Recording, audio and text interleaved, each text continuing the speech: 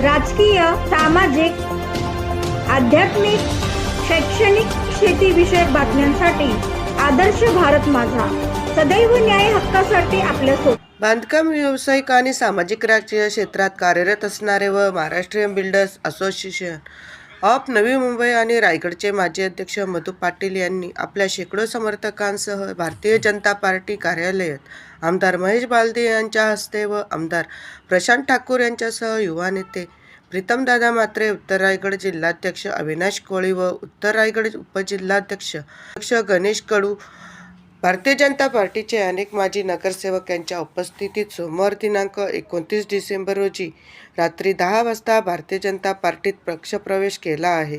भारतीय जनता पार्टीकडून आमदार प्रशांतदादा ठाकूर यांनी महापालिका निवडणुकीत मधु पाटील यांना नगरसेवक बनविण्यासाठी खारघर येथून उमेदवारी जाहीर केली आहे.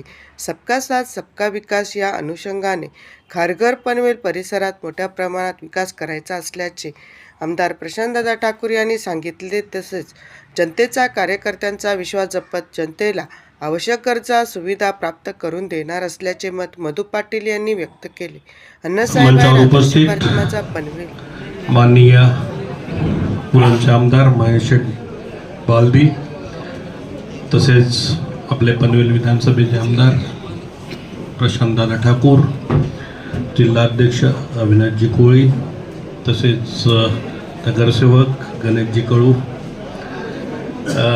प्रवीणजी पाटील, हर्षदाताई उपाध्याय, अमरजी उपाध्याय, आपले नीरजजी ठाकूर, सचिनजी वासकर, आमचे मित्र जयेशभाई गोगरी.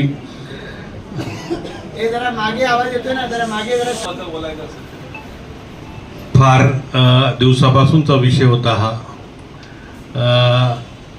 आमचे भाचे हर्षल बनाने पाटील हे मला बऱ्याचदा दादांचा निरोप द्यायचे की मामा दादांनी बोलवलंय. तर आज त्यांना जे वाटत होतं ते आज झालंय. तर ही त्यांना खरी भावपूर्ण श्रद्धांजली अर्पित करतो मी. त्या अनुषंगाने मी दादा तुमचे 2-3 शब्द होते की आपण निष्ठावंत आहात. तसेच मला आलेला जो रिपोर्ट आहे तो योग्य आहे. तर मी आज या मंचावर आपल्याला एक सांगू इच्छितो की मी निष्ठावंत आहे आणि आपल्याबरोबर याच्यानंतर निष्ठावंत असेलच. माझा मित्रपरिवार आणि समाजातला असेल किंवा प्रदेशातला असेल, खानदेशचा असेल किंवा इथं मी बांधकाम व्यावसायिक म्हणून जेव्हा सुरुवात केली त्याच्यानंतर मी महाराष्ट्रीयन बिल्डर असोसिएशन नवी मुंबई रायगडचा प्रेसिडेंट होतो, Maharashtra chamber of housing industry रायगडचा प्रेसिडेंट होतो, लायन्स क्लब ऑफ न्यू पनवेलचा एक्स प्रेसिडेंट आहे, तसेच खानदेश रहिवासी संघ खारघरचाही एक्स प्रेसिडेंट होतो आणि आत्ताच मराठी बांधकाम व्यावसायिक महासंघ महाराष्ट्र राज्याच्या त्याच्या कार्यकारिणीवर मी कार्यरत आहे. त्याच्यामुळे मला सामाजिक असेल राजकीय असेल बऱ्याचशा गोष्टी ज्ञात आहेत, पण तेवढ्या मी फुल फ्लेज नव्हतो. मागच्या वेळेस विधानसभेच्या वेळेस मी काम केलं, पण आम्हाला ज्या अनुषंगाने बोलवण्यात आलेलं होतं त्या अनुषंगाने इथले स्थानिक पदाधिकाऱ्यांनी तो मान सन्मान किंवा ज्या गोष्टी ठरल्या होत्या त्या दिल्या नाहीत. तेव्हापासूनच आमच्या मनात होतं की हे कुठेतरी चुकतं आहे आणि इथं आपल्याला न्याय जर मिळत नसेल तर आपल्याला आपला मार्ग शोधावा लागेल. मी जवळपास 1988-89 पासून भारतीय जनता पार्टीचं काम करत होतो आणि आत्तापर्यंत केलेलंच होतं. फक्त हे मागील 2-3 वर्ष माझे हे इतर पक्षात गेलेत. त्याला काही कारणं होते त्या अनुषंगाने, पण मी परत माझ्या पूर्व जी विचारधारा होती त्याच्यावर आलेलो आहे. त्याच्यामुळे दादांनी जो मला विश्वास दिला आणि सांगितलं की या तुमचं स्वागत आहे, तर मी दादा आणि महेश बादली यांचे खूप खूप आभार मानतो आणि याच्या पुढे आपल्यासाठी काम करत राहील याची मी आपल्याला ग्वाही देतो. धन्यवाद. खारघरमध्ये आपल्या सर्व सहकाऱ्यांचा, आपल्या या पनवेल विधानसभा निवडणुकीचे प्रमुख आणि उरण विधानसभा मतदारसंघाचे सलग दुसऱ्यांदा निवडून आलेले आपले आमदार माननीय महेश बालदी साहेब यांच्या हस्ते ज्यांचा प्रवेश झाला ते आपल्या सर्वांचे सहकारी मधु पाटीलजी, जिल्हाध्यक्ष अविनाश कोळीजी, मंचावर उपस्थित असणारे शहराध्यक्ष प्रवीण पाटील, सर्व उपस्थित मंचावरचे सर्व सहकारी, उपस्थित असणारे ज्यांचा प्रवेश झाला असे आपण सर्व सहकारी, उपस्थित सर्व भगिनी आणि सर्व उपस्थित बंधूंनो, सगळ्यात आधी मधु पाटीलजी मी आपलं आणि आपल्या सर्व सहकाऱ्यांचं आम्हा सर्वांच्या वतीनं आणि जिल्हाध्यक्ष आणि आमदार साहेब यांच्या वतीनं सुद्धा मी बोलतोय, त्यामुळे आम्हा त्यांच्याही वतीनं जिल्हाध्यक्षांच्या वतीनं मी तुमचं भारतीय जनता पार्टीमध्ये मनापासून स्वागत करतो. खरं तर आपण ज्या ठिकाणी उभे आहोत इथे आपण जर पाहिलं की ज्या पद्धतीनं भारतीय जनता पार्टी या देशामध्ये विस्तारलेली आहे, या देशामध्ये आता एक राज्यात जवळपास सर्वच राज्यात भारतीय जनता पार्टीचं शासन येतं आणि आपण त्याचबरोबरीनं बघू शकतो की ज्या ठिकाणी भारतीय जनता पार्टी निवडणूक लढवते ताकदीनं त्या ठिकाणी निवडणूक लढवते, जिंकते आणि जिंकलेला विश्वास सार्थ करत पुन्हा एकदा लोकांचं काम करत लोकांच्या पुढे निवडणुकीचं अपील करायला जाते. कामाच्या आधारावरती पुढे जाणारी भारतीय जनता पार्टी आहे. माननीय पंतप्रधान सांगतात सबका साथ सबका विकास, हा साध्य करण्याच्यासाठी त्यांच्या या व्हिजनला अनुरूप भारतीय जनता पार्टी काम करते आहे आणि म्हणूनच building स्तरावरती, booth स्तरावरती Bharatiya Janata party पोहोचलेली आहे. आणि त्यामुळे या सगळ्याचा परिणाम असा आहे की आज भारतीय जनता पार्टीकडे वेगवेगळ्या जाती धर्मातले, वेगवेगळ्या समाजातले अनेक लोक आकृष्ट होतात आणि ही भारतीय जनता पार्टी अशाच पद्धतीनं पुढे चालत राहिली पाहिजे, यासाठी भारतीय जनता पार्टीचे नेते कष्ट करतात.